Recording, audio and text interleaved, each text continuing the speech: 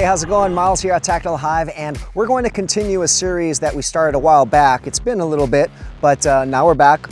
And we're going to talk about different exercises that you can do to improve at an indoor range. Now, yes, we are in an outdoor range, but we're going to simulate like we're inside. Everything that I show you here, you can apply at a normal standard indoor range.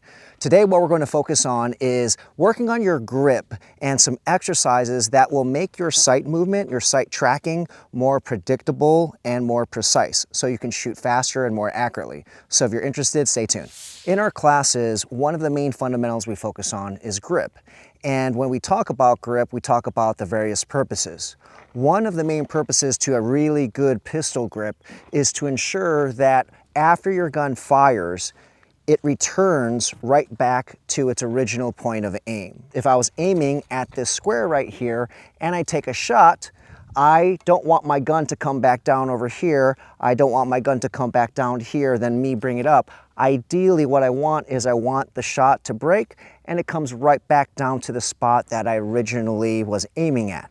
So this will allow me to be more precise in my shots in the sense that if I have that ideal grip, I can be confident that my sights are going to come right back to the original spot. So I can be a lot more accurate and I can be faster on my shots because again, I know that it's going to be there. I'm just waiting for confirmation that I take another shot. So that is one of the main purposes to a good grip. We want to bring that gun or the sights right back to where they originally came from. Now, if you recall in previous videos, this series is not really a technique or principle-based video. I'm not going to show you all the little things. You can watch our previous videos or come to a class. It's more about the exercises that will help you improve and accomplish those purposes, the different objectives. So what we're going to do today is cover some exercises that will help you fulfill that purpose. Before we get to the exercise, I did want to echo some of the previous things we talked about in this series.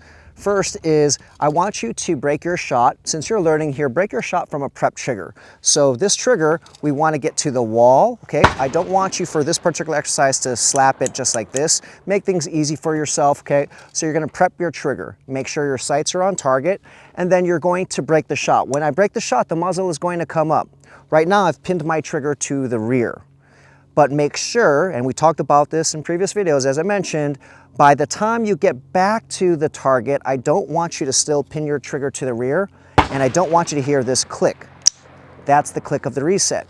Instead, you're going to start from a prep trigger, here, a prep trigger. I take the shot, and as my muzzle is coming down, as the slide cycles, I'm going to reset my trigger and come back to the wall. So by the time my sights are back at the original point of aim, I'm on a prep trigger and I can take another shot. So the idea is I don't want this. I'm going to break a shot, it comes up, comes back down, then I reset.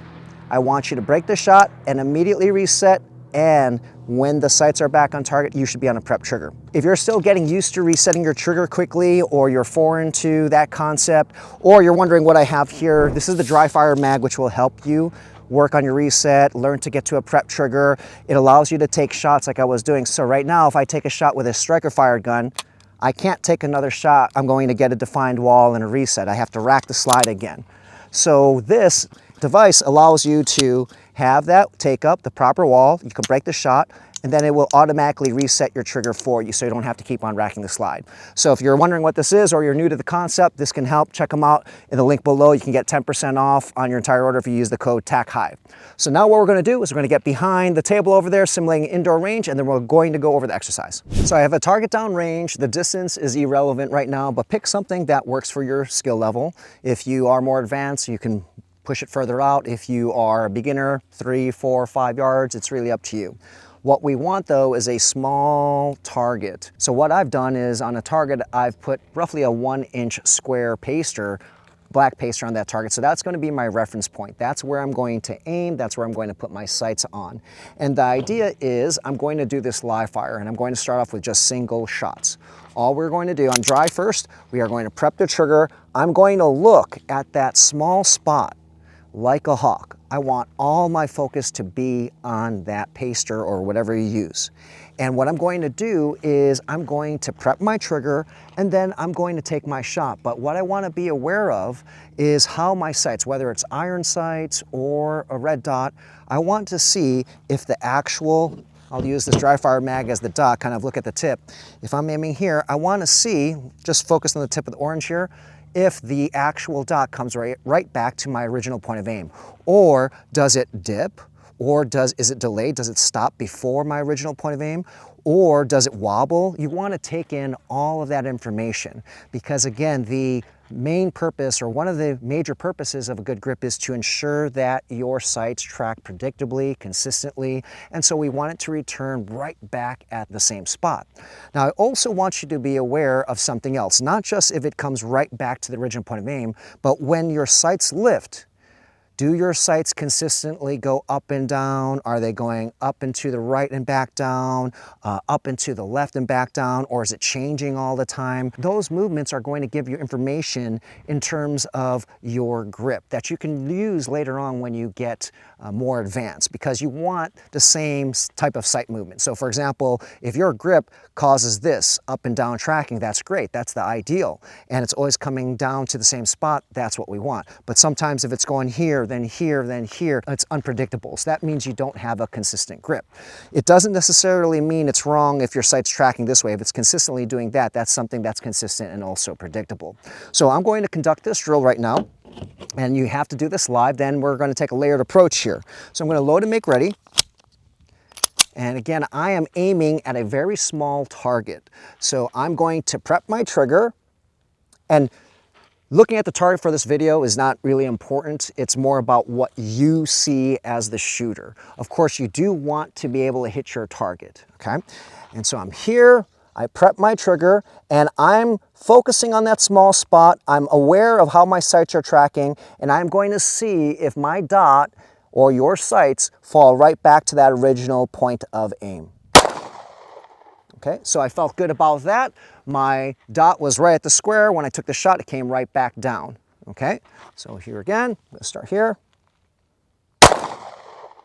That one, it stayed up a little bit more. So I was aware, it came back down to the original point of aim, but it did this. The first rep was something like this, went up and right back down. The second one was like this, went up, went down right about here, then slowly fell back into place. So that's not the ideal. So the point here is being aware of what's happening with your sights, and all of your inputs on the grip are going to affect that or influence the movement. So the first and the second shot, that tells me something changed in my grip. Maybe I released tension, maybe my wrist lock wasn't good. There can be many different things. As I mentioned, this is not necessarily a technique video, but it's an exercise to reinforce proper grip. Okay, so I'm going to do it again. I'm looking at that target, I'm on a prep trigger, and I'm just going to see if my sights return right back to the original spot. Okay, and that was good. So right at the same spot, I'm happy with that. And now again, do the same thing, but now this time change your focus. So that time, those first 3 reps, I'd probably do this for 2, 3 max, and then get consistency there. If I don't get it, then that might mean I have to work on my grip. But that was focusing on, does the dot return right back to where it started, your original point of aim. Now what I want to do is I want to pay attention. I'm still going to be looking at that small spot, but now what I'm going to do is I'm going to focus on how my actual sights are moving. Are they moving up and down consistently? Are they moving to the right, to the left, whatever it is? So you're going to combine that with seeing if your dot returns to the original point of aim. So I'm going to take one shot. Okay, so that one, it went straight up and straight back down. So that's good. I feel good about that. That's the ideal. I'm going to do it again. Okay, that time it went up and a little to the right. So not ideal. It came right back to the original point of aim, so that was good. But this tells me, so notice what I'm doing here, I'm changing grip pressure so you get an idea that our inputs are going to change how your sights move. So now I noticed that second one went up and to the right a little bit, then it came back down. So what I'm trying to do is make the pattern consistent as well. I have the dot tracking right back to where it started, and then now that was perfect. So I adjusted my pressure, it went up and went back down. Now I want to reiterate that it is not necessary to always have your dot track up and down, as long as it's consistent. Now that is the ideal, but if you're consistently having your sights do this and it's always returning and it's always predictable, that is something you can work with. So don't really get so caught up if your sights are not tracking up and down. The main thing we're trying to be aware of right now is if it's always moving in different directions. So I'm gonna try that again here. That one was good, tracked up and down. So I'm happy with that. So then the next layer here is now we do 2 shots. at a pace where you can be aware of your sight's movements. So some shooters are not going to be able to process the speed yet. They're not used to it. So take it slow. So instead of shooting pop, pop, right? That might be too fast for you to even digest or like figure out process what's going on with your sights. Go a little bit slower, but add 2 shots now and pay attention to those 2 things. Does the dot return back to where it started, as well as what is your pattern like? How is the dot tracking? Is it the same, or are they moving differently on each shot? So I'm gonna go slow here at a pace that your average shooter should be able to process. So I'm happy with that. It went up, down, up, down. So same point of impact, and it was moving correctly. You can go faster. So if you, at that speed, everything was working out, then shoot faster, okay? And see if you can maintain same point of impact, same pattern. After you do 2 shots, then you can increase it to 3 shots. And I'll do this one a little bit faster, okay? And you get the idea here. It's a layered progression. And this is going to be a good check to determine if your grip is staying consistent. Now, if you're all over the place, what you need to do, the objective is to find the pressures that allow you to maintain the objectives that we want here. Now, if you are not seeing those consistent patterns, then that means something's wrong with your grip and you do need to work on your grip pressures there. Okay, so again, this whole video primarily focuses on grip, and we're using our sights, how they're tracking, to determine what we need to fix. So now I'm gonna do 3 shots a little bit faster. And I like that. Everything was tracking up and down. If that is too fast for you to process, go a little bit slower. But you get the idea here.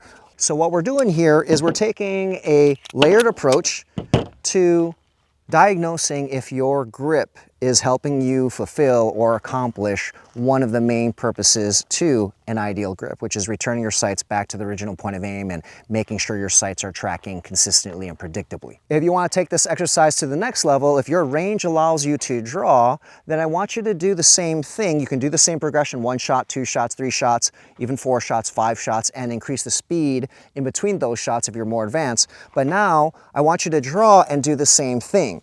Just by adding the draw, this changes the dynamic for a lot of people. So here, everyone might have a consistent grip, everything is good, shot to shot, but as soon as they're adding more movement and they're more dynamic, that can change things. So to add a layer of complexity, you want to draw.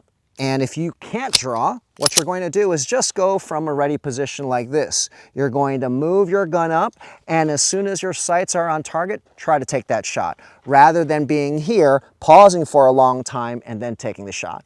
The ideal is from the draw, or this ready position, I move my gun. I'll go slow right now so I can explain things here. I'm going to slowly move my gun up. I'm prepping my trigger because I'm on target here.